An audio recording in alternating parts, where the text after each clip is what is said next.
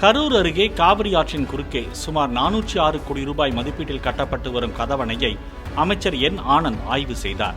புகழூரில் 2021 தொடங்கிய கட்டுமான பணி தற்போது 90% நடைபெற்றுள்ள நிலையில் இறுதி கட்டட பணிக்கு நிதி ஒதுக்கீடு செய்யப்படாததால் பணிகள் நிறைவடையாமல் உள்ளதாக கூறப்படுகிறது. இந்நிலையில் நேரில் ஆய்வு மேற்கொண்ட அமைச்சரிடம் கட்டுமான பணிக்காக ஒதுக்கப்பட்ட நிதியை விட அதிக செலவிடப்பட்டதாகவும், இறுதி கட்டட பணிக்கு நிதி ஒதுக்கப்பட்டால் பணிகள் முடிந்து பாசனத்திற்கு தண்ணீர் செல்ல வழிவகுக்கும் என்றும் அதிகாரிகள் தெரிவித்தனர்.